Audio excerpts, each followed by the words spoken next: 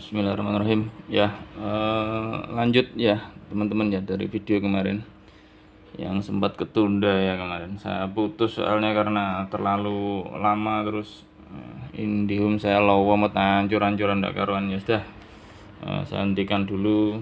Terus ini barusan saya sambung lagi nih. Ya, ndak banyak yang mau saya bahas di sini ya. Cuma melanjutkan saja. Jadi begini, dari pengalaman saya belajar herbal TCM itu ya, di awal-awal itu banyak menemui kesulitan ya, dan sudah belajar ke guru A, B, C itu ternyata hasilnya juga stagnan atau bahkan enggak ada perkembangan sama sekali. Itu sebenarnya yang salah bukan gurunya ya, mungkin ya saya sendiri yang salah. Termasuk juga mempelajari sebuah buku ya, buku-buku seperti ini itu kadang kita sudah membaca terus ternyata tidak ada yang kita pahami. Mungkin bukunya bagus, cuma kitanya yang tidak benar dalam mempelajari itu. Termasuk bukunya Pak Apen ini ya, ini bukunya Pak Apen ini juga saya rasa pengalaman saya ini perlu saya share ya, biar nanti teman-teman lebih efektif lah dalam belajar itu. Jadi memang ada beberapa faktor ya yang membuat seseorang itu saat mempelajari buku itu kurang maksimal ya. Ya salah satunya ya membaca terlalu terburu-buru dan serampangan. Jadi tidak dimulai dari runtutan-runtutan yang benar gitu ya. Oke Kak, saya mau sharing aja ini setidaknya ini ya dari versi saya ya, jadi versi ya. Kalau teman-teman yang lain punya pengalaman ya monggo silahkan, cuma ini versi saya. Yang pertama biasanya saya itu membaca ini. Nah, ini teman-teman, ini kelihatan enggak ya ini? Nah, ini biografi penulis. Nah, ini buat saya itu wajib saya baca biasanya. Untuk apa? Karena saya ingin ini sambung rasa lah. Ya, sambung rasa sama penulisnya. Kalau di sini sih Pak Apen ya, guru saya sendiri. Jadi dari biografinya beliau ini kita bisa belajar dari sejarahnya, sedikit tentang karakter beliau, terus mungkin apa yang atau bukan apa ya, gayanya seperti apa, setidaknya pas gaya untuk ngajar lah dan sebagainya. Terus juga kalau orang Jawa itu ya bilangnya untuk apa ya, untuk kulon nuwun lah atau permisi. Nah, kalau bahasa Indonesia itu karena ini sebuah ilmu dari seseorang, makanya kalau saya sih begitu ya. Jadi biar sambung rasa dulu. Kalau ada yang bilang mungkin biar sambung sanatnya lah, kalau orang bilang, kalau orang belajar mengaji seperti itu. Jadi biar nyambung dulu, meskipun penulisnya kadang ada yang sudah meninggal atau apa, tapi kan tetap etika itu tetap harus dijaga gitu loh. Artinya kita menghormati lah biar dapat barokahnya dari yang menulis ilmu ini. Setidaknya seperti itu kalau saya. Kalau teman-teman yang lain ya enggak tahu saya. Nah, yang itu yang pertama. Yang kedua, biasanya saya ini saya biasanya membaca dari awal dulu ya. Ini apa kelihatan enggak ini ya? Ini pendahuluan ya. Ada yang pendahuluan, ada yang biasanya kalau di buku itu ini ya, ada prakata atau sambutan ya, sama saja lah istilahnya. Jadi di pendahuluan ini atau di prakata ini saya bisa menangkap lah, ibaratnya seperti itu. Saya bisa menangkap maksud atau tujuan atau latar belakang kenapa beliau inilah, kalau untuk penulis yang lain, atau beliau ini yang maksud saya itu Pak Apen di sini itu menulis dalam rangka untuk apa, tujuannya kan pasti ada, latar belakangnya kan pasti ada. Coba kita baca ini.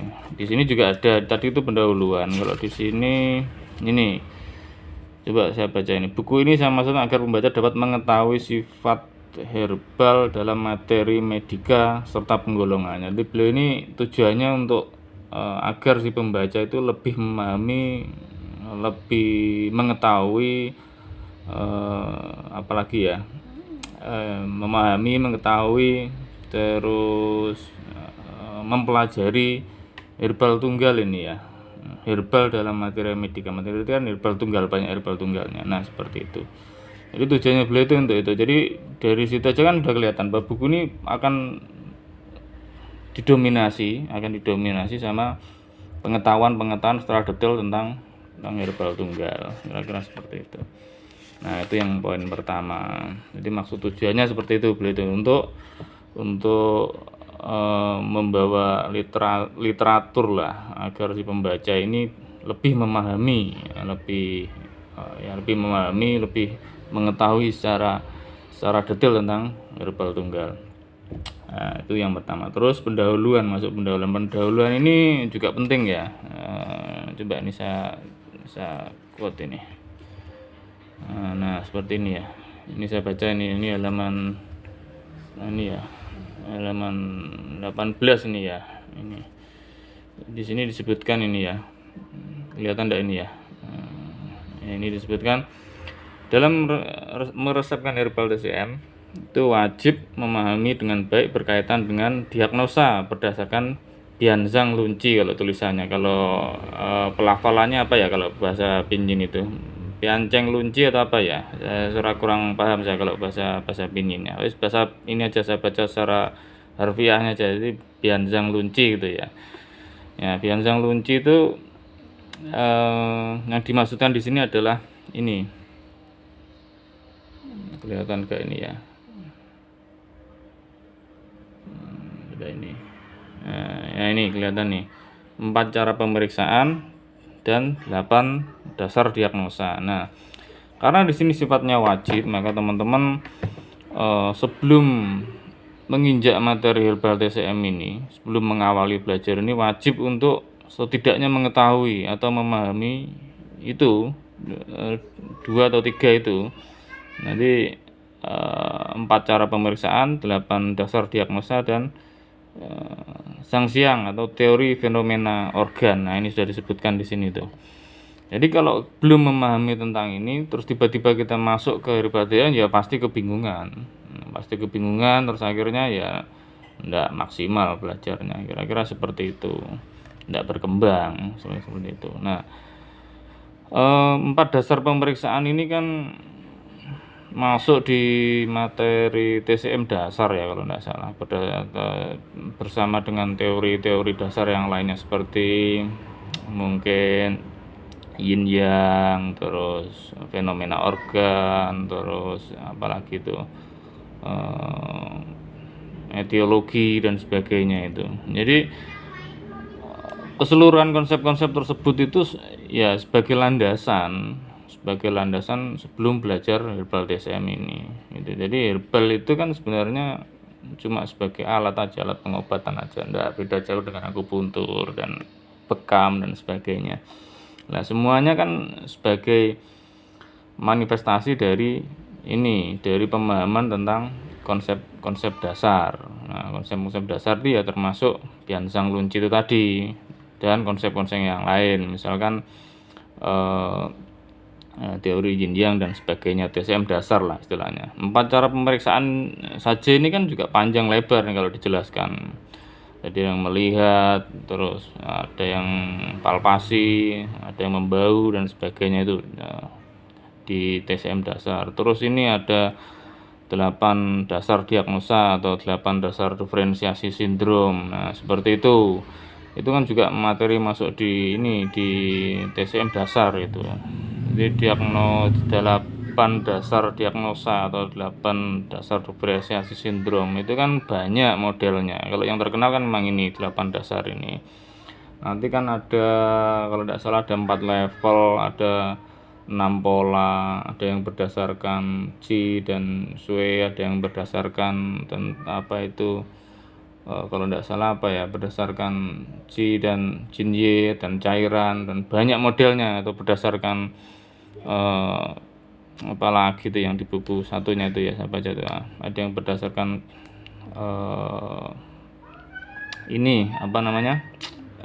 meridian dan sebagainya itu. eee, banyak di buku-buku tentang diagnosa itu.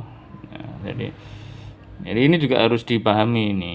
Jadi, dengan memahami konsep secara secara lengkap itu nanti akan mempermudah kita untuk mempelajari, buku-buku herbal TCM seperti ini ya, seperti ini. Jadi kalau kita itu buta tentang itu atau tiba-tiba kita itu ingin belajar, menjadi shinsei lah atau belajar menjadi seperti itu, nah dan sebagainya itu, tanpa kita itu memahami dasar-dasar sebelumnya ini ya pasti kita akan kesulitan karena di dalamnya buku ini kan pasti nanti ada istilah-istilah, ada diksi, ada apalagi ya, mungkin ya,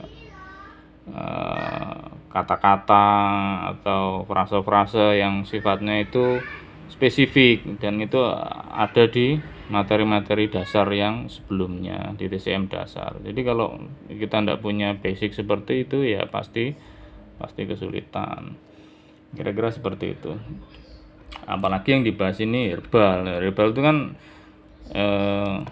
juga harus hati-hati ya karena kalau kita ndak hati-hati ya nanti bisa menyebabkan keracunan karena itu materi yang dimasukkan ke dalam tubuh. Jadi harus memang benar hati-hati. Jadi kalau saya simpulkan dari bukunya Pak Apen ini tuh stylenya beliau itu memang lebih suka ini ya mengkombinasikan herbal tunggal secara luwes ya. Dia beliau ndak suka terpaku dengan herbal-herbal atau formula-formula paten ya. Misalkan kalau biasanya di buku-buku herbal yang umum itu kan biasanya sindromnya apa, nanti herbal atau formula patennya apa, misalkan Wulingsan atau Siwutang atau yang lainnya lah seperti itu. Kalau di Pak Apen ini enggak di buku ini. Jadi kita didorong untuk bisa membuat formulasi sendiri atau resep sendiri berdasarkan ini diagnosa yang kita peroleh. Nah, ini yang jadi masalah.